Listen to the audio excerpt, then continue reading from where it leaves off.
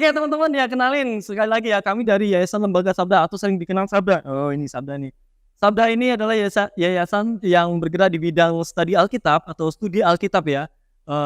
Yang teman-teman di handphonenya ada aplikasi Alkitab yang warna hijau atau biru ada. Nah itu salah satu produk yang dari kami, yaitu produk Alkitab. Nanti masih banyak lagi, kalau teman-teman ingin kenal silakan kunjungi situsnya ilsa.org ya. Sebenarnya masih banyak situs yang lainnya yang bisa kalian buka, atau nanti remaja.sabda.org. Nanti dari teman-teman kalau remaja silahkan bisa buka situs remaja.sabda.org. Oke, itu dari kami ya teman-teman. Kami dari tim Yayasan Lembaga Sabda. Oke, kita akan masuk, sebelum kita akan mulai lebih jauh lagi. Selanjutnya, saya bawa ini pointer, sorry. Nah, ini pointerku. Tadi dibawakan oleh teman saya. Ya teman-teman, ini Gen Z. By the way, Gen Z itu apa? Ada yang tahu? Yang tahu, yang segala hal yang kalian tahu tentang Gen Z apa? Coba angkat tangan. Apa? Mental health. Head benci. Health, mental health. Oh, berarti mental ini ya, apa? Kesehatan mental. Oh, gitu. Gitu ya? Oke, boleh.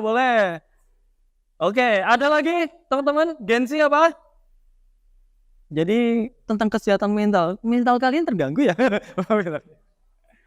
Ada lagi yang sana ya, sebelah sana. Gen Z apa? Apa? Saya adalah Gen Z. Oke. Apa? Anak muda zaman sekarang, boleh. Oke. Nah, boleh deh kasih itu tadi saya, benar. Kelahiran tahun berapa? Kelahiran tahun 2005. Oke. Kasih dong Tere sama yang ini tadi.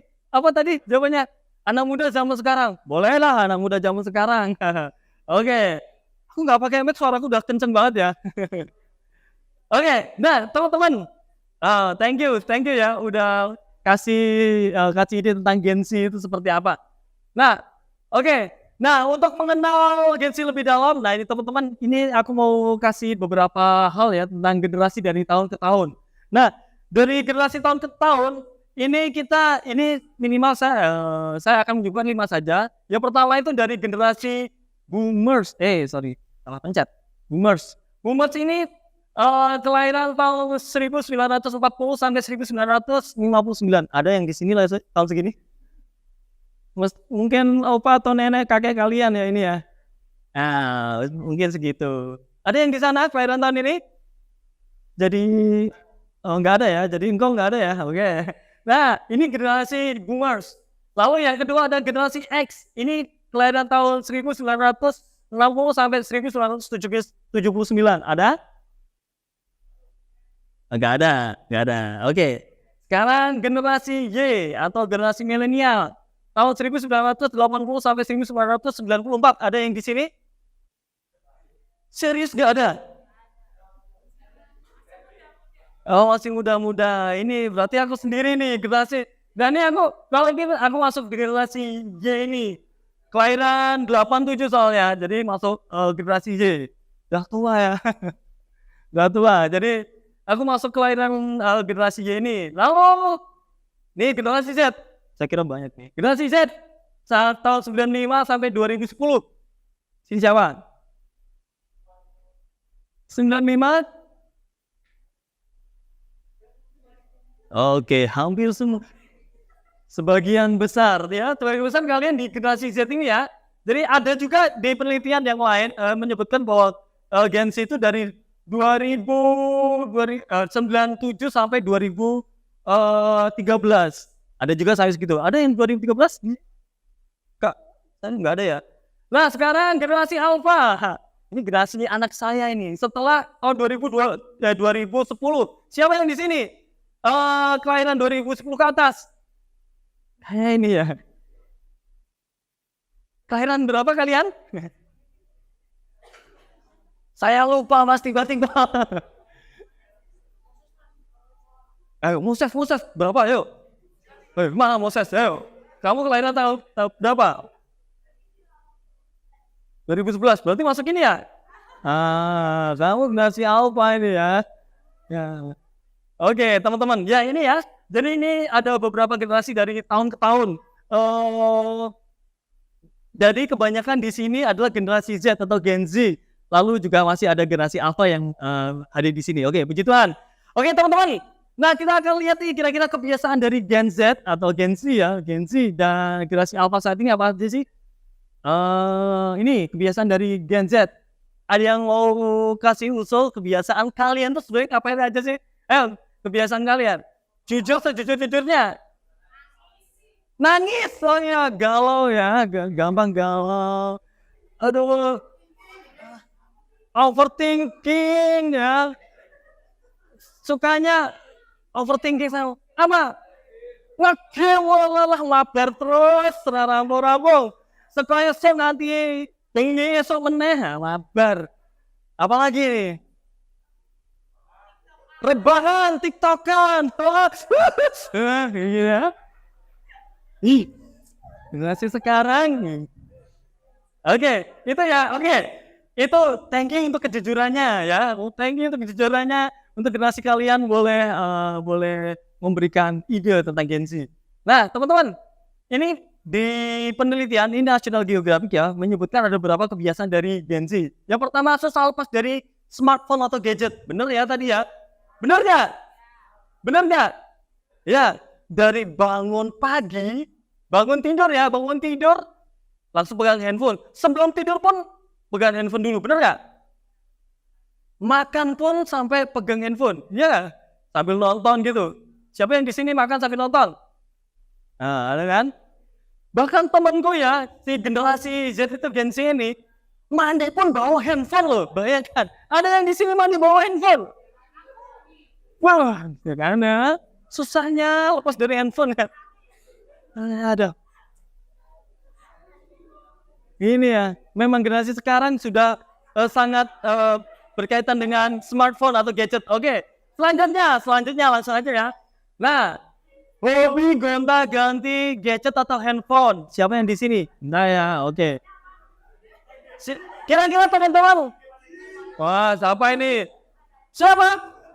Bang Dedi. Bang Dedi mana ya, Bang Dedi? Waduh. Gonta-ganti handphone? Pak, Bang? Enggak ya, ngapusin ya dosa ya. Handphonenya baru. Oh gitu. Gonta-ganti. Ya ini kebanyakan di ini ya. Kalau ini teman-teman yang ini sabar bro.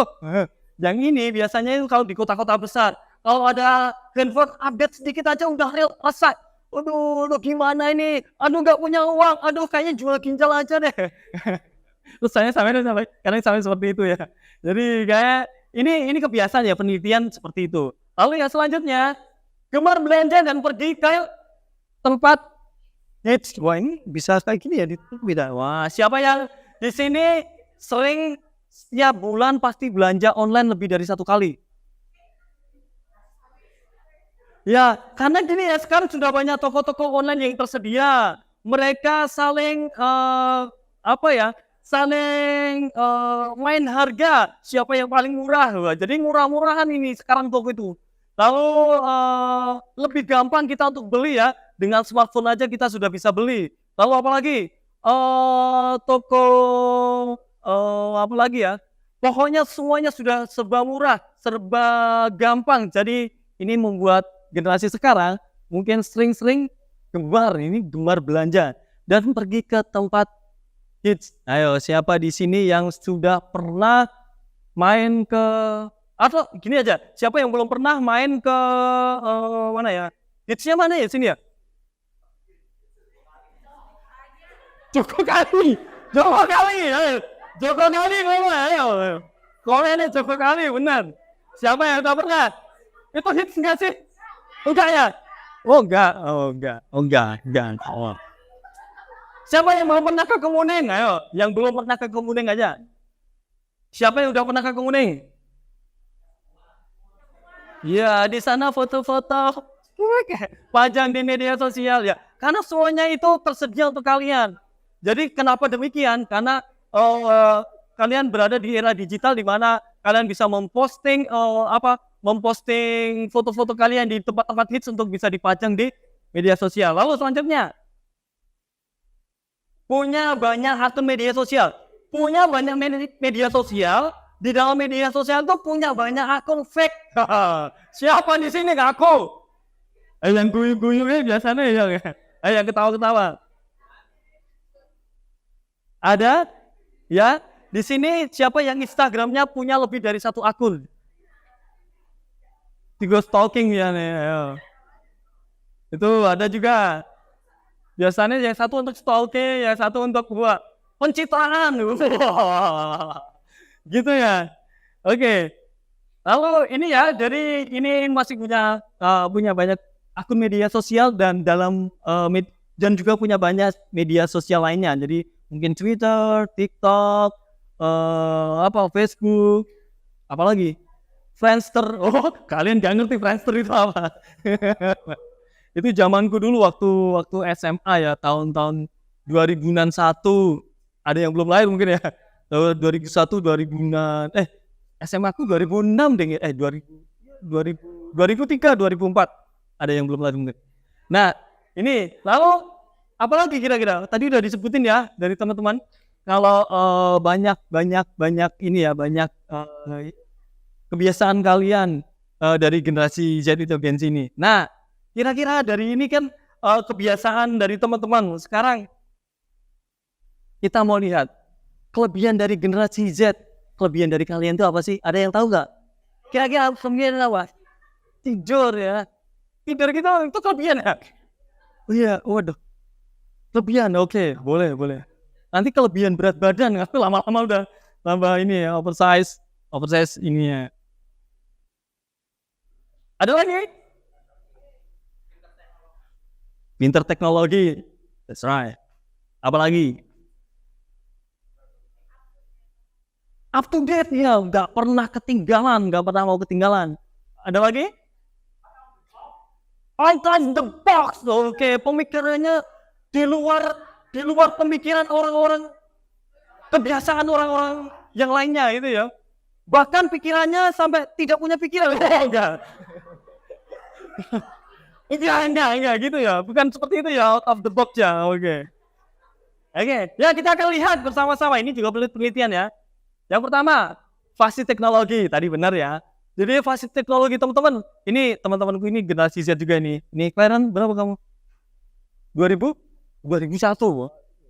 Lu SMP aku berarti dia lahir. Dari 2001. Ini saya akui Aldo lebih canggih ya dalam teknologi, itu lebih fasih. Mungkin teman-teman lebih fasih dari aku ketika sudah ngomongin tentang gadget, tentang teknologi ini. Jadi karena kalian lahir ketika teknologi sudah berkembang. Jadi mau nggak mau kalian lahir cepat, langsung sampingnya ada handphone atau ada gadget. Nah, kalian pasti fasih dalam teknologi.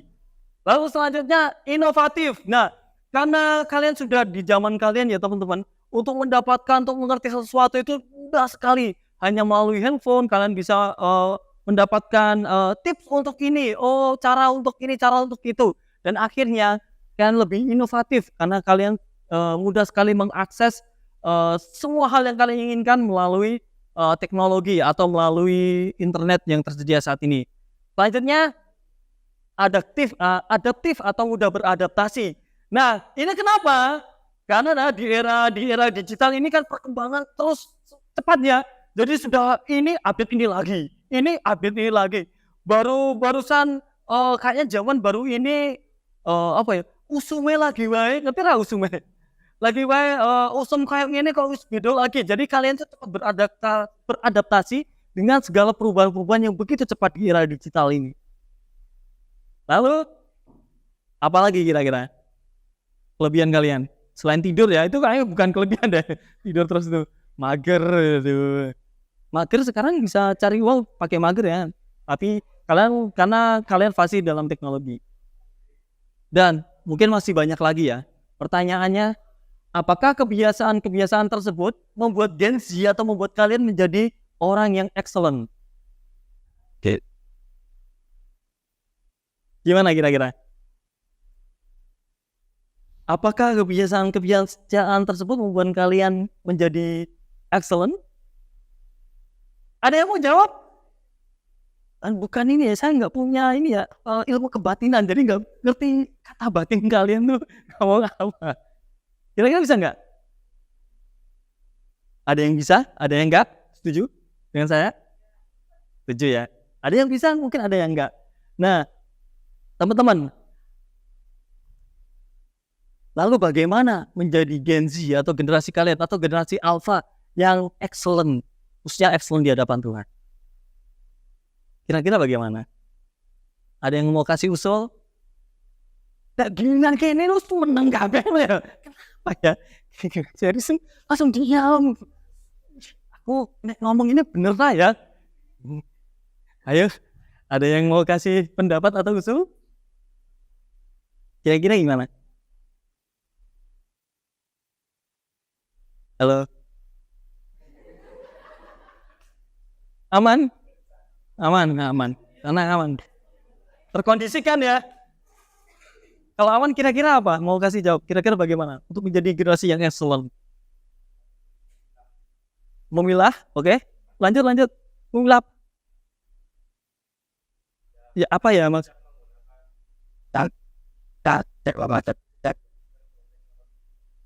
Bijak dalam penggunaan teknologi ya. Oke, boleh kasih Tere? Tepuk tangan dulu dong. Nah, boleh. Terserah mau ambil berapa? Ada yang mau kasih lagi pendapat? Yang kecil-kecil deh, ya yang kok kecil ya? Yang SMP lebih enak ya daripada kecil-kecil Pak. Yang SMP gimana kira-kira? Kalian menjadi generasi yang hebat, yang luar biasa, kira-kira harus bagaimana sekarang ini? Kasih Zul? Ya.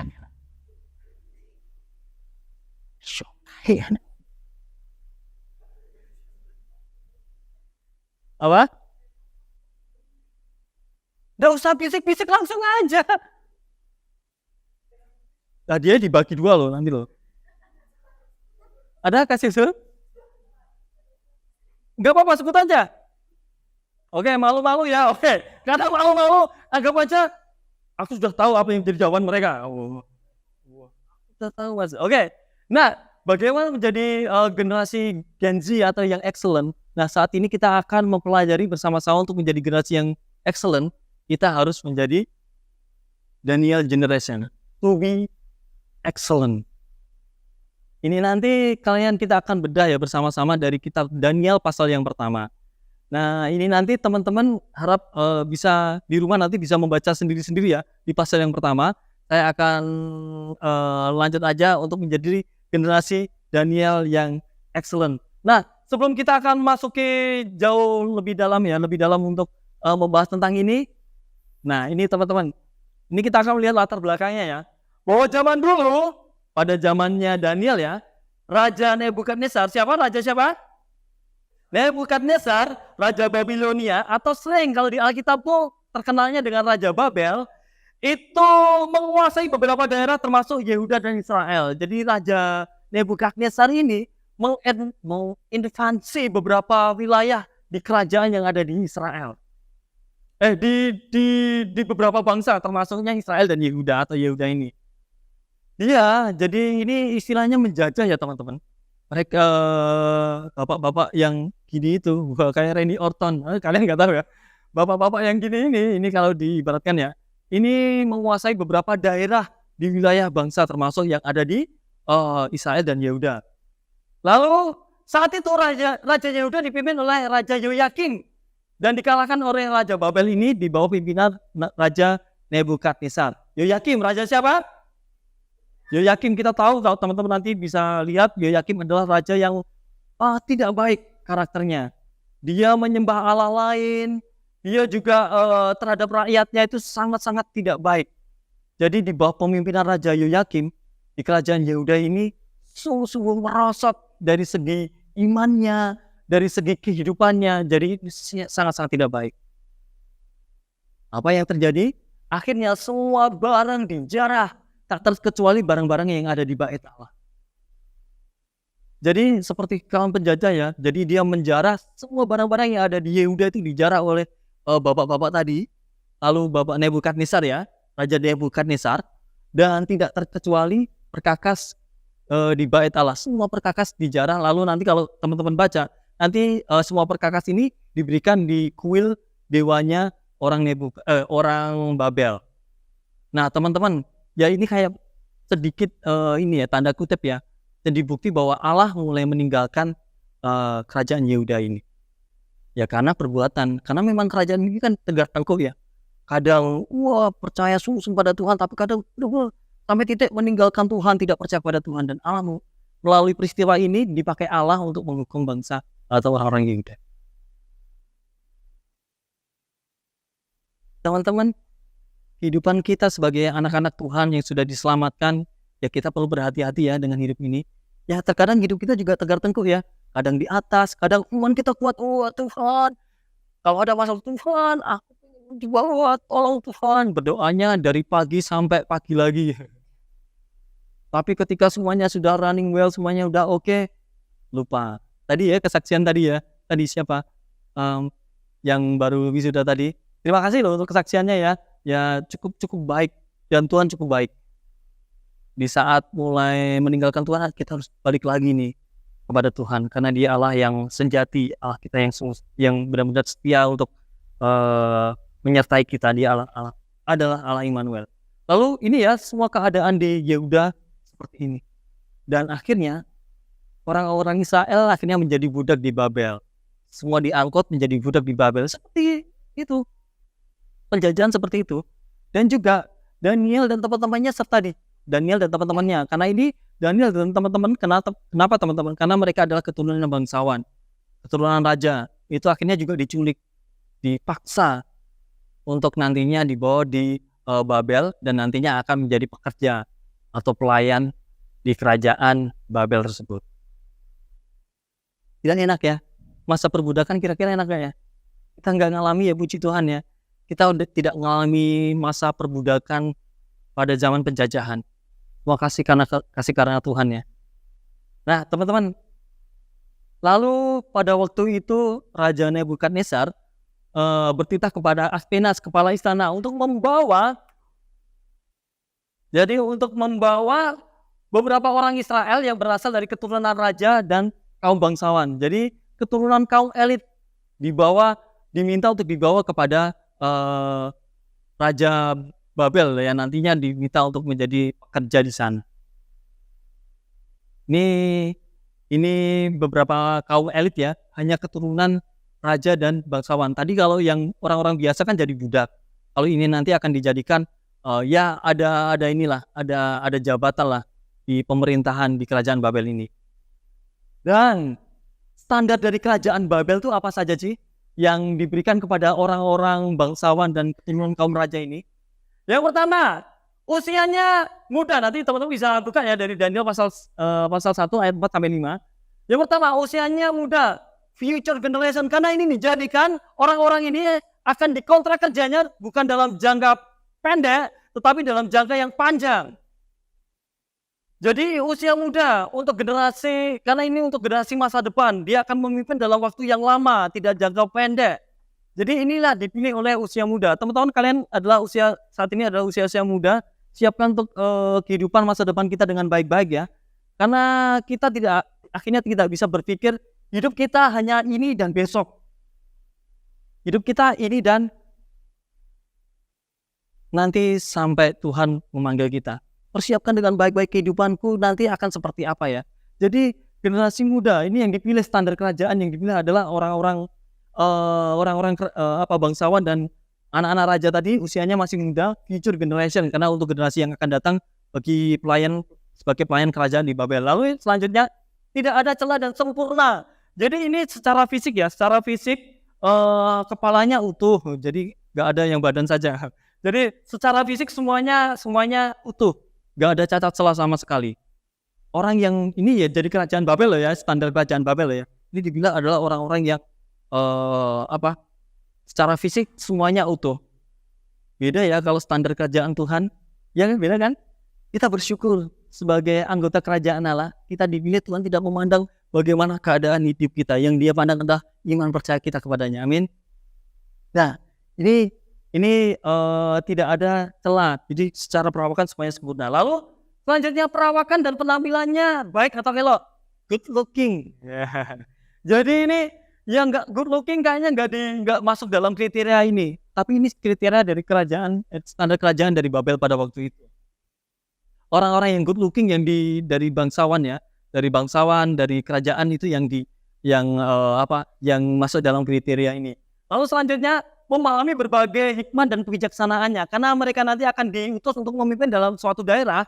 Jadi nanti mereka akan diminta untuk pastinya ada kebijakan, ada hal-hal yang berkaitan dengan keputusan-keputusan. Nah, ini dinilai orang-orang yang nantinya bijaksana, bijak dalam memutuskan segala sesuatu dalam daerah kekuasaannya nanti yang diberikan. Nanti teman-teman bisa baca Daniel secara utuh ya, nanti akan lihat.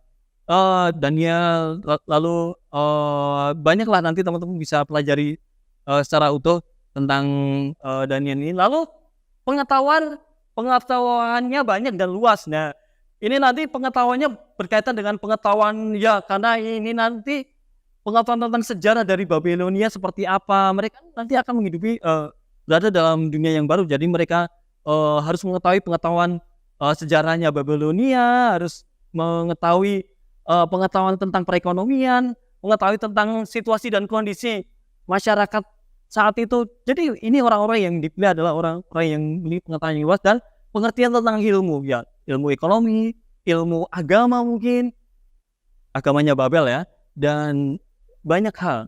Ya ini knowledge-nya mereka dipilih orang-orang yang cerdas lah kalau dipikir. Nah, di antara bangsa mereka atau bangsa Yuda dipilih orang-orang Yuda yaitu. Jadi ini ada banyak, tapi salah 4-nya ada Daniel, Hanaya, Misael, Azaria. Ada yang tahu siapa ini? Daniel udah tahu ya? Kalau Hanaya, Misael, Azaria siapa kira-kira? Siapa? Sadra, Mesa, Abednego. Masih enggak, Tere? Oh masih ya, ngasih lah ini Sadra, Mesa, dan Abednego ya. Ini nama Ibraninya ya, nama Ibraninya. Yang ini Tere, sini. Nah ini Sadra, Mesa, Abednego. Nah oke lanjut, kita akan lanjut terlebih dahulu ya. Oke, dipilih 4. Nah akhirnya ketika mereka sudah dipilih, mereka mau tidak mau memasuki dunia yang baru. Mereka harus belajar bahasa yang baru, lalu apalagi budaya yang baru, makanan yang baru yang sama sekali beda dengan makanan yang dimakan oleh orang-orang Yehuda pada waktu itu ya, atau orang-orang Israel. Lalu ilmu baru pasti mereka akan mendapatkan, karena setelah ini nanti mereka juga masih mengenyam pendidikan. Dan juga tulisan baru, bukan tulisan Ibrani atau tulisan Aram, tapi mereka akan mendapatkan tulisan Kasdim yang saat itu dipakai oleh orang-orang Babel. Dan juga sejarah baru, pola dan cara hidup yang baru pasti yang beda dengan cara hidup orang-orang Israel, dan juga pengetahuan yang baru. Mereka nanti akan di-upgrade pengetahuan mereka tentang banyak hal. Ya, karena mereka nanti akan dididik. Nah, teman-teman, setelah lulus, mereka nanti akan mendapatkan jabatan dan tugas yang baru. Setelah mereka semuanya lulus dalam pendidikannya, mereka akan mendapatkan jabatan dan tugas yang baru. Tidak hanya itu, mereka akan mendapatkan identitas yang baru. Daniel menjadi siapa? Belshazzar. Lalu Hanaya, Misael, Azaria. Kalau Sadrak, Mesak, Abednego, teman-teman enggak sudah familiar ya? Nah, ada yang tahu kira-kira kisah Sadrak, Mesak, dan Abednego yang paling terkenal apa? Yang teman-teman tahu? Perapian, oke. Kasih. Ini yang paling senior enggak apa-apa dikasih, biar adil ya, adil untuk semuanya. Ya, ini tentang perapian ya, dihukum di perapian tapi mereka tetap diselamatkan oleh Allah. Oke. Selanjutnya, pertanyaannya, kira-kira teman-teman, apakah mereka melakukan semua yang diminta raja, dan apakah mereka jadi sama dengan yang lain? Jadi, apakah mereka melakukan ini kira-kira? Mereka melakukan ini enggak?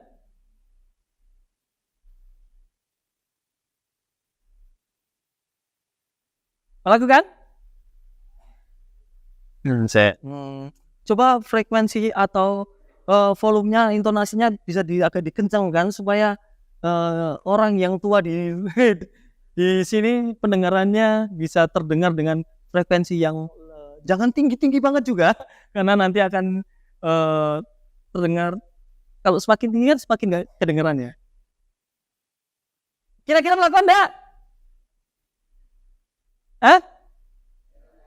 Setengah hati ini kayak anu aja ya, kalau ditembak sama cowok atau cewek, ditembak itu, aduh aduh aku mau terima tapi kok aduh aduh aku masih suka mantanku, alah. Jadi kasih setengah hati gitu rasanya. Nah, kira-kira mereka melakukan ini enggak? Pastinya mereka ada yang dilakukan, pasti ada yang tidak ya. Karena mengenai belajar sejarah, mengenai pengetahuan dan sebagainya pasti mereka juga akan melakukan. Tapi ada prinsip-prinsip yang mereka tidak lakukan. Karena apa? Mereka punya dasar dan standar. Standar yang mereka gunakan apa? Apa kira-kira? Mereka punya dasar atau standar yang daripada Tuhan. Dan standar yang daripada Tuhan itu mereka dapatkan dari mana? Dari hukum Taurat yang selama ini mereka baca, yang selama ini mereka pelajari. Ada beberapa hal yang tidak sesuai dengan hukum Taurat dan itu pasti akan tidak mereka lakukan. Jadi dari hukum Taurat ini akhirnya kita mendapatkan 5 disiplin. 5F disiplin dari Daniel.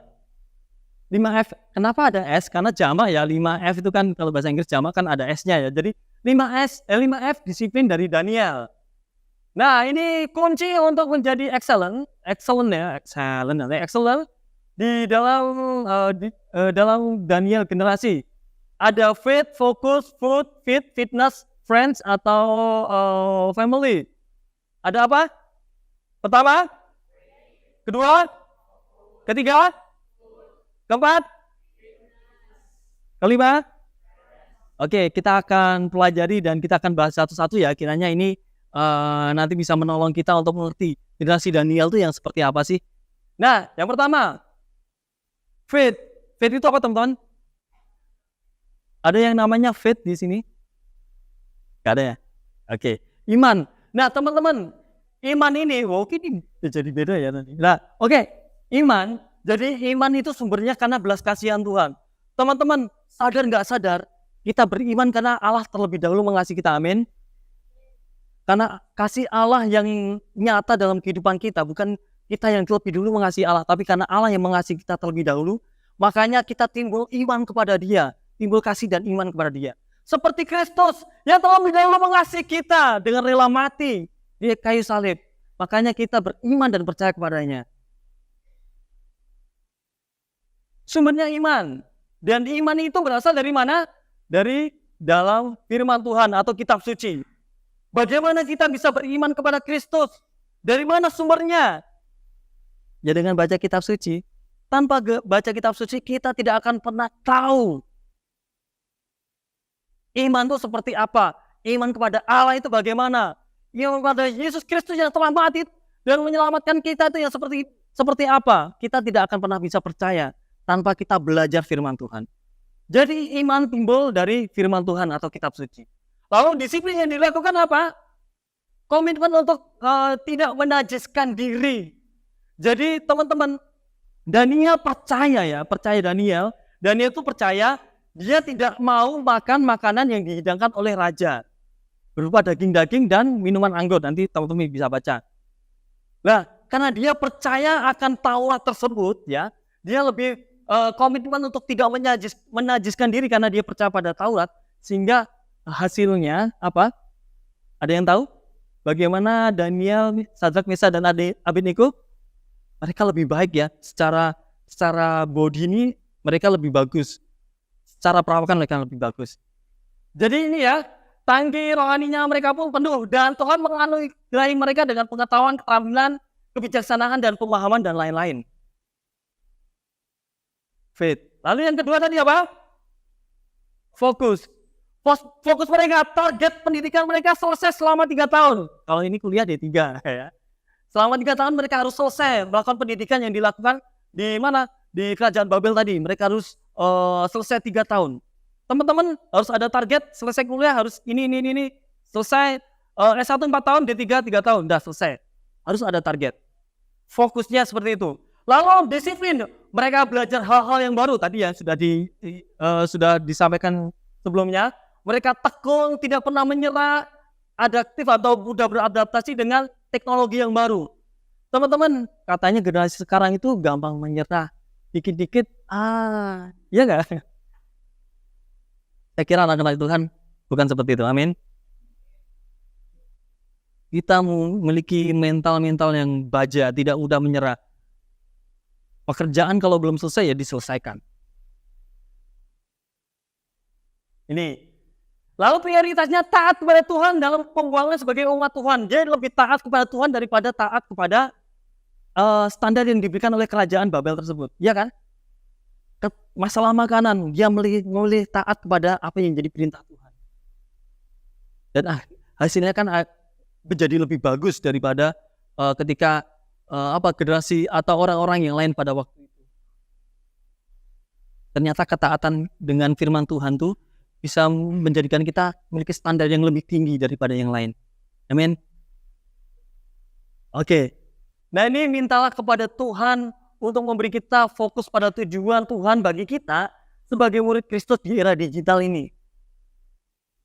Jadi kita harus meminta fokus pada Tuhan untuk memberi kita fokus pada tujuan Tuhan ya, bukan tujuan kita ya, tujuan Tuhan sebagai murid Kristus pada era digital ini ya. Kita mau gak mau sudah masuk era digital dan kita harus fokus ya dan minta kepada Tuhan untuk kita boleh mengerti apa yang jadi tujuan Tuhan dalam kehidupan kita.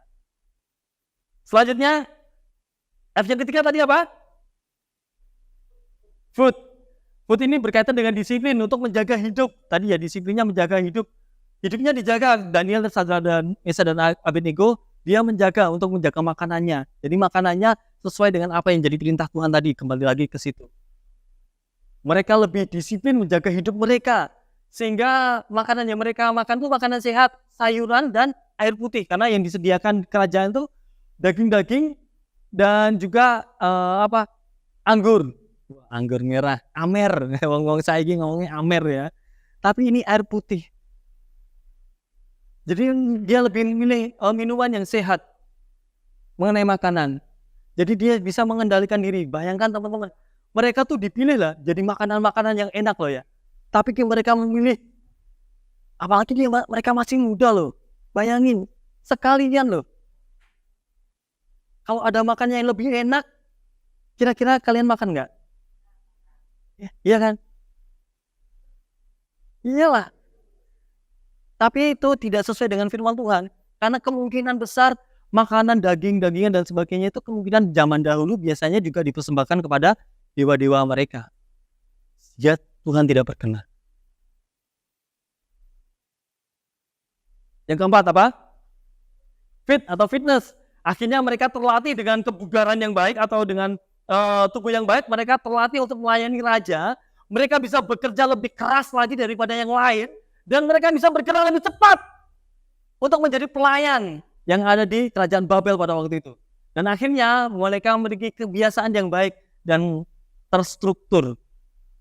Jadi pola mereka itu, kebiasaan baik itu ada dalam kehidupan mereka. Berawal mereka taat pada firman Tuhan, apa yang jadi perintah Tuhan. Dan hidup mereka terstruktur. Jadi tidak sadet-saknyet. Ya itu bahasa Jermannya sadet-saknyet lah.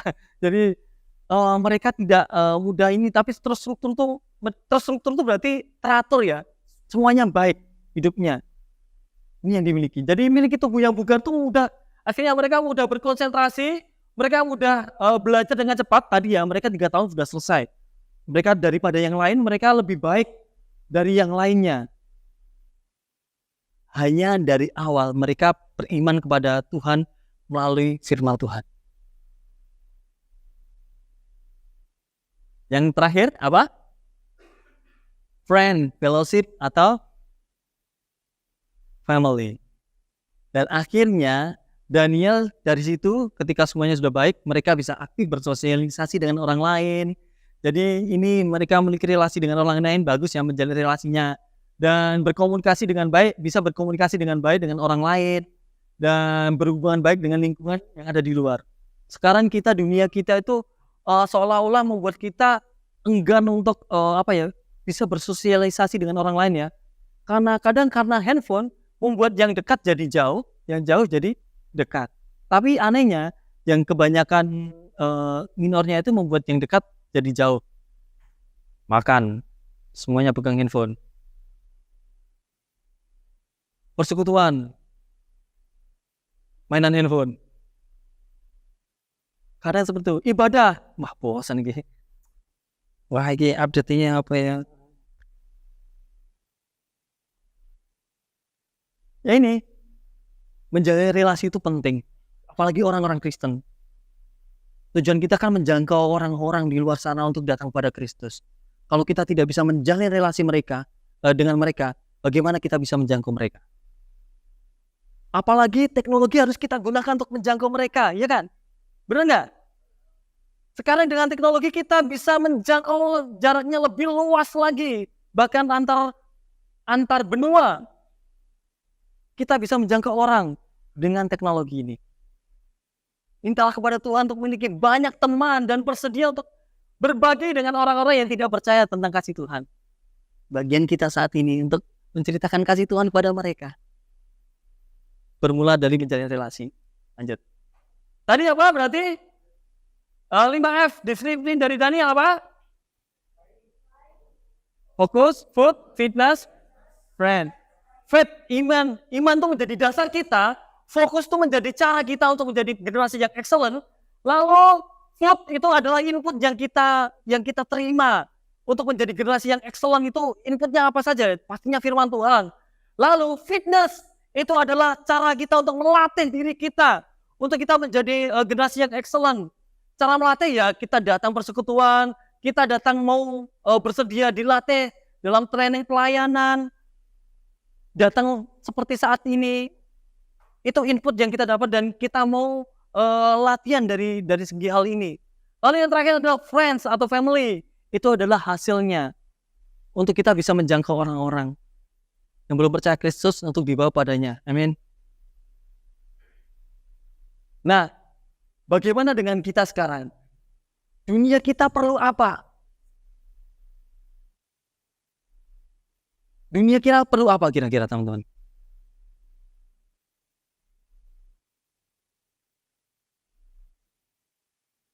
Ada yang tahu? Dunia kita perlu generasi Daniel abad ini.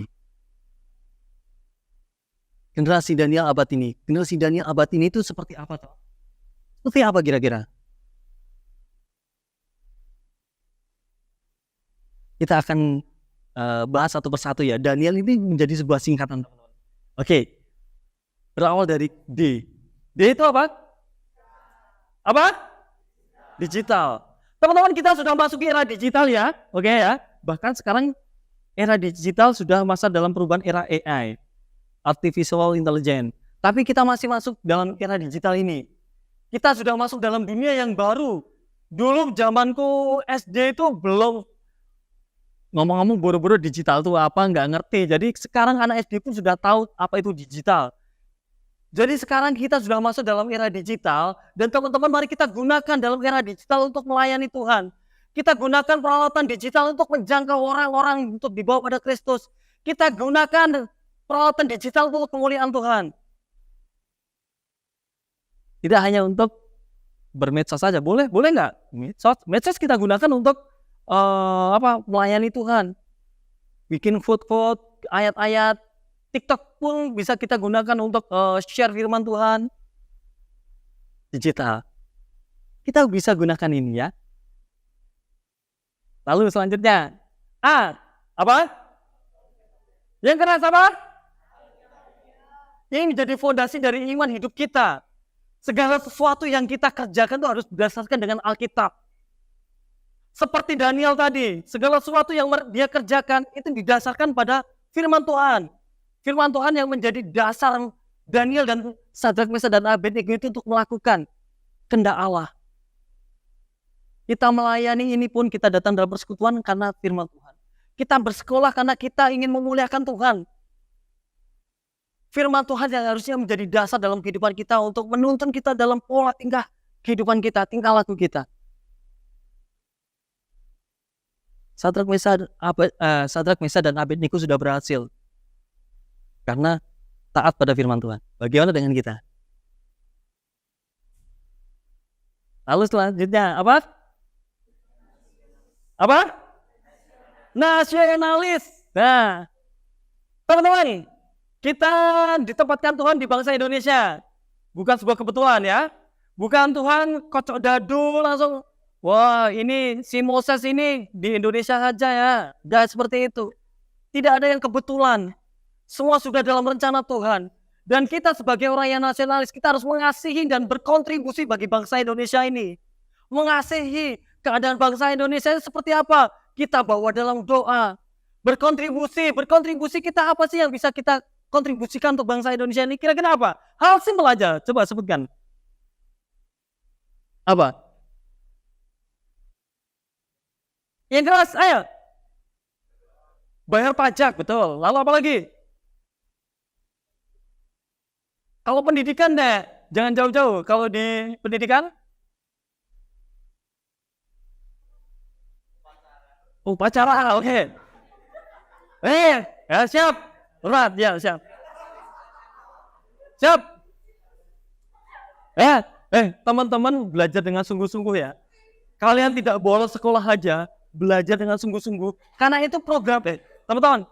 Karena itu program dari pemerintah untuk wajib belajar ya. Kalian belajar dengan sungguh-sungguh aja. Entah kalian studinya sampai strata berapa, sampai SMP atau sampai SMA, SMK, bahkan kuliah atau apapun. Kalau kalian belajar dengan sungguh-sungguh, berarti kalian menghargai bangsa Indonesia ini. Berkontribusi bagi bangsa. Setidaknya kita tidak menjadi generasi apa ya, yang nyusahin bangsa lah gitu ya. Ya gitu ya. Saya yakin teman-teman semuanya di sini generasi yang benar-benar ketika diberikan kesempatan oleh Tuhan untuk mendapatkan peluang untuk belajar atau apapun itu akan digunakan dengan sungguh-sungguh sampai kita menjadi generasi-generasi Daniel selanjutnya. Amin. Kalau ada kesempatan kita gunakan dengan baik. Nasionalis. Selanjutnya apa? Injili. Supaya Kristus dikenal oleh semua orang. Injil itu berarti kita harus memiliki memiliki hati untuk bisa mewartakan firman Tuhan, mewartakan Injil kepada banyak orang. Masih banyak generasi ini yang belum mengenal kasih Kristus, dan melalui kalian semua kita akan menjangkau mereka. Amin. Salah satunya bisa dengan smartphone kalian. Mas, gimana caranya menjangkau mereka? Smartphone kita gunakan. Kita gunakan smartphone ini untuk kemuliaan Tuhan, menjangkau banyak orang. Digital semuanya sudah gampang kita gunakan itu. TikTok kalian, Facebook, mungkin ada yang Facebook sudah banyak yang nggak pakai ya mungkin ya, yang kecil-kecil ya. Data itu Facebook itu mungkin simbah kalian. Jadi apalagi TikTok, lalu Instagram, Twitter. Siapa yang pakai Twitter sini? Kayaknya jarang ya. Jarang itu biasanya untuk orang-orang yang mungkin yang dewasa, bukan pangsanya anak-anak generasi Z sekarang kayaknya itu kalau Twitter. Nah, Injil kita harus memberitakan kabar baik kepada banyak orang. Injil, hidup kita harus Injil, menginjili, memberitakan kasih Kristus pada banyak orang. Lalu yang apa? Excellent. Kita harus menjadi sebaik mungkin sampai kita tuh benar-benar imago Dei. Apa artinya?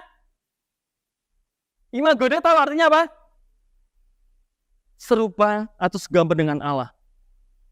Teman-teman, hidup kita ketika kita jatuh di dalam dosa, itu gambar diri kita di hadapan kita yang dulunya diciptakan, Adam dan Hawa diciptakan serupa dan segambar dengan Allah karena dosa semuanya menjadi rusak. Gambar diri Allah di dalam diri manusia itu rusak karena dosa.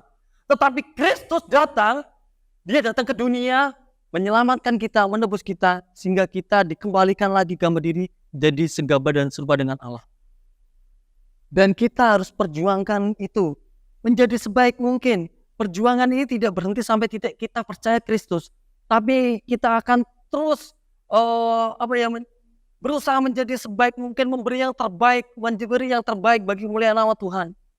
Sampai kita benar-benar sampai titik nanti kita benar-benar serupa dan segambar dengan Kristus Yesus. Itu tujuan kita, bukan serupa dan segambar dengan Bapak Pendeta atau dunia atau Bapak Presiden atau Bapak PBB. Ada nggak sih Bapak PBB? Enggak. Jadi kita harus segambar dan serupa dengan Kristus. Itu yang menjadi tujuan kita. Itu excellent ya, melakukan yang terbaik. Apapun yang kita lakukan, lakukan yang terbaik.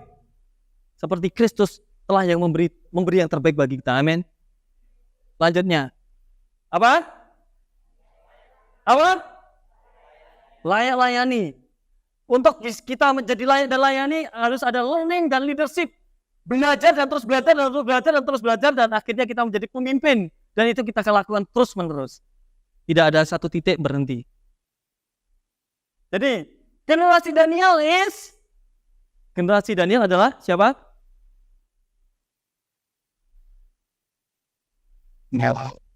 Generasi Daniel adalah kamu semua. Amin. Amin. Siapa yang mau jadi generasi Daniel di sini?